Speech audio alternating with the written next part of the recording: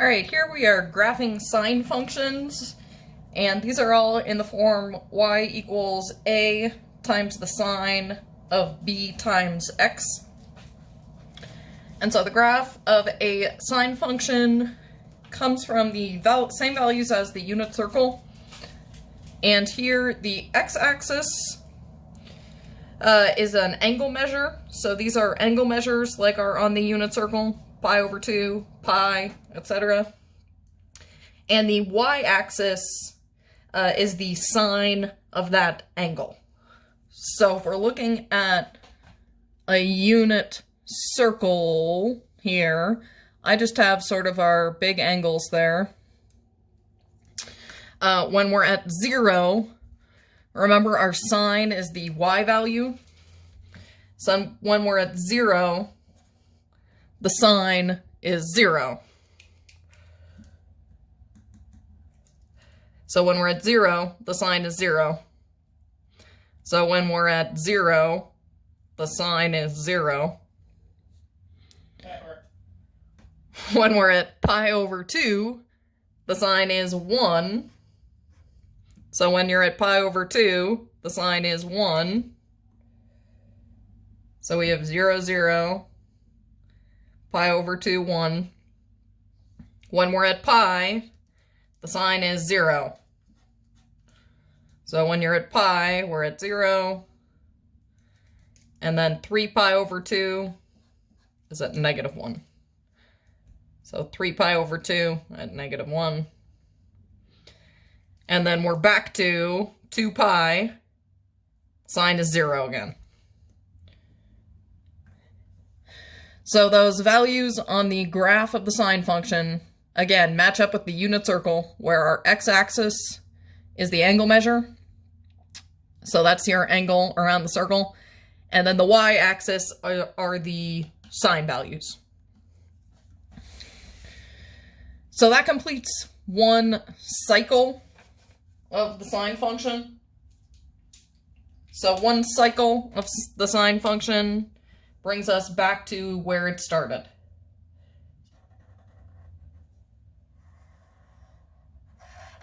So that's one cycle of the sine function. But technically this graph continues in both directions, to the left and to the right, repeating and repeating. So that's repeats over and over again. So if we're looking at one cycle from 0, maximum, 0, minimum, and back to 0, that's one cycle. And the length of one cycle from here to here, that is called the period. So when I talk about the period, that's the length of one cycle.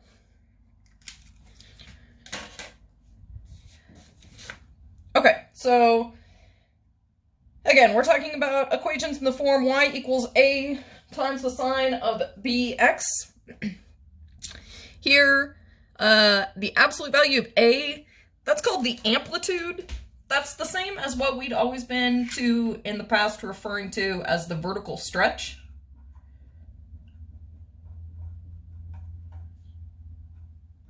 So amplitude and vertical stretch are referring to the same thing. And so that's going to change the height of this function. So right now, this has an amplitude of 1. But if that value changed, then that would change the vertical stretch right there. All right, and then the period, so that's this length of one cycle. You find that using this little formula, 2 pi divided by b. And that value of b is the b in this function. So that's kind of an important little formula here for us. The period is equal to 2 pi divided by b.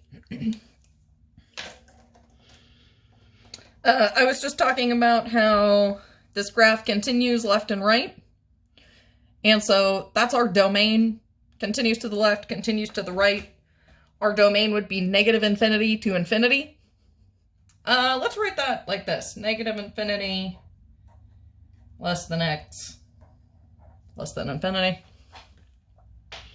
You could do it with parentheses also. And then your range is defined by the amplitude. So the range of this function is lowest to highest. So in this case, it's -1 to +1. But in general, your range is the negative amplitude to the positive amplitude. So that's the same as your vertical stretch. The amplitude is the height of that function.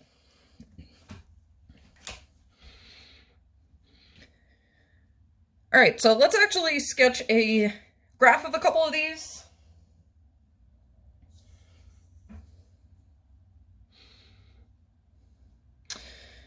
Here this says sketch the graph of each sine function. This gives us y equals 5 times the sine of 2x. And so that's in our general form with an a and a b value here.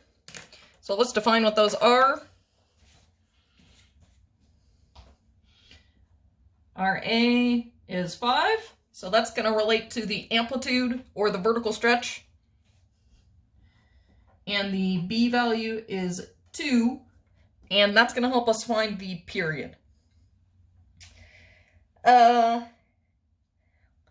So this 5, that is our vertical stretch, or the amplitude.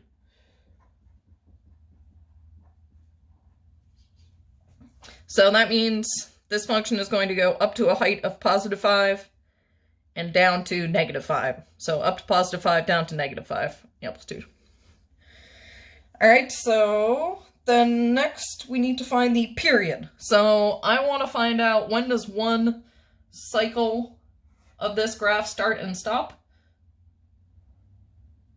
So I want to know what is this stopping point way out there at the end. All right, so to find that, I'm going to use the period formula I had from up top.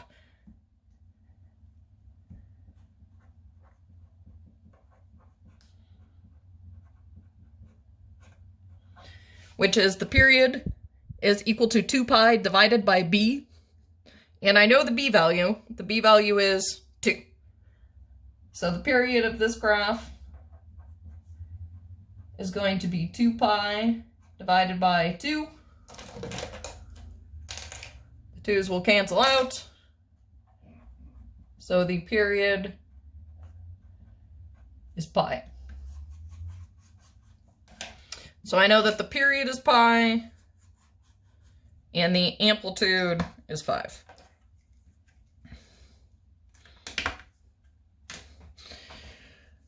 All right, so if we're sketching a graph, we know the period is pi. That means that one cycle is going to complete between 0 and pi. So the sine graph always has this point at 0, 0. So I know I'm going to have a point right there. And then, so it starts at 0.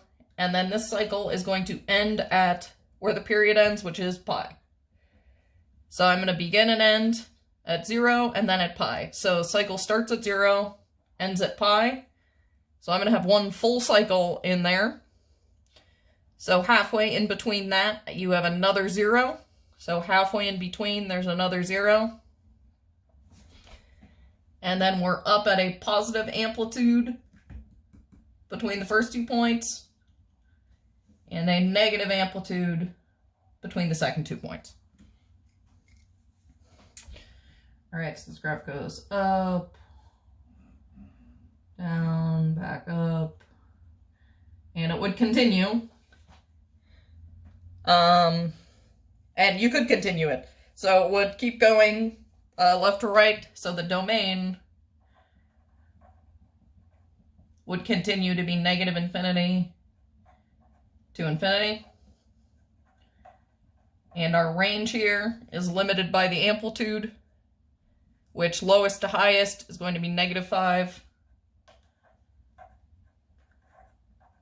to +5. Oops.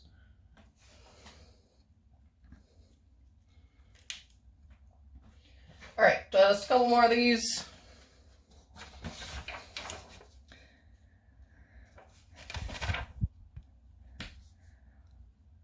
Let's graph y equals 1/2 times the sine of 1/3 x.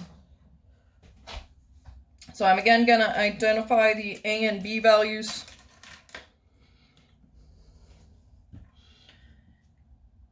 Here I've got an a is 1/2, and that's our amplitude.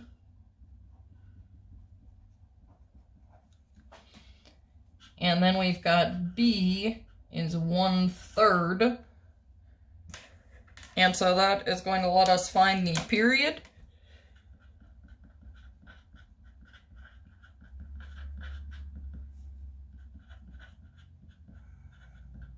Two pi divided by b, and b is 1/3.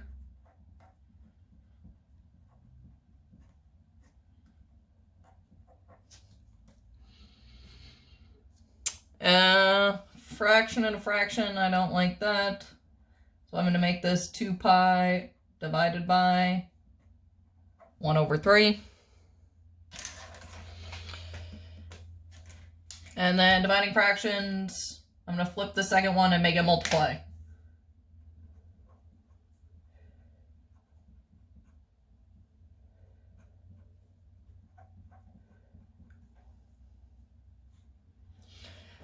So that becomes 2 pi times 3/1, which is 6 pi. So I have a period of 6 pi, an amplitude of 1/2. So the sine curve always has a point at 0, 0. Well, until we translate, but we're not translating right now. So it always has a point at 0, 0. It's going to be starts at 0, and then my graph, one cycle is going to end at 6 pi, and it has to go up to the max, down to the min, and then back to 0, between 0 and 6 pi. So starts at 0, ends at 6 pi, one cycle. And then exactly halfway in between that, so halfway between 0 and 6 is 3. I've got another x-intercept, so that's this point. And then halfway between those values, I'm at the amplitude and the negative amplitude. So halfway between these, I'm at the positive amplitude, which is 1/2. Over here, I'm at the negative amplitude, which is negative 1/2.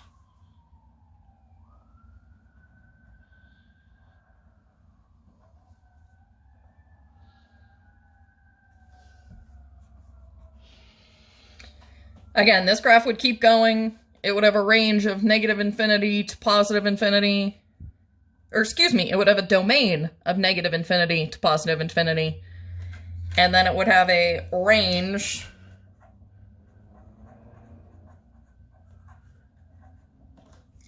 which is related to the amplitude, is -1/2 to +1/2.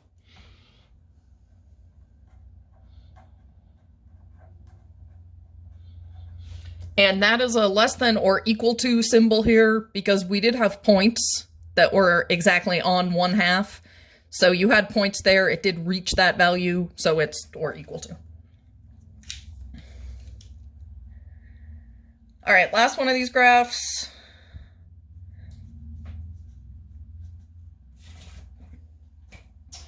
We've got y equals -2 times the sine of x. So I'm going to identify a and b values here. Here the a value is -2. And so that tells us two things. It tells us the amplitude.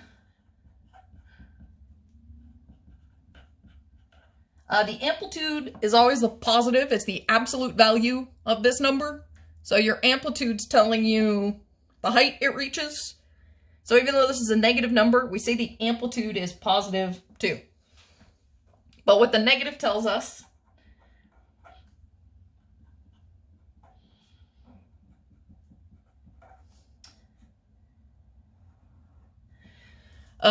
is the same as a negative of any of the other transformations we've looked at. A negative in the front is a reflection over the x-axis. So instead of going up and then down, this sine graph is going to go down and then up and then back to 0. So that reflects over the x axis. So because of that negative, it's going to reflect it over the x-axis, so it goes down first instead of up. All right, so that's everything about A. And then our B value is not written here, so that means it's an invisible 1. So when we're trying to find the period, I'm using B equals 1. So I'm using the period formula, 2 pi divided by B, and B is 1. 2 pi divided by 1 is 2 pi. So I have the period of 2 pi. I know the graph's going to go down before it goes up, so starts at 0, ends at end of the period, which is now 2 pi, and it's going to have an amplitude of 2. So I'm starting at 0, ending the cycle at 2 pi. Remember, halfway in between, we have an x-intercept again, so halfway between 0 and 2, that's 1 pi. Got an intercept. My amplitude is 2, so these y values are going to reach a maximum of 2 and a minimum of -2. But because of this negative a value here, I'm going to go down to the negative, so down to the minimum first, and then up to the maximum. So I'm going down halfway in between to the negative, the minimum first, and then here to the maximum. Let's see. Okay.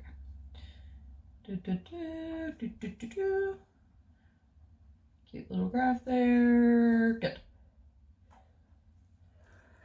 All right, and again, this would continue over the whole axis. This is just the representation of one cycle.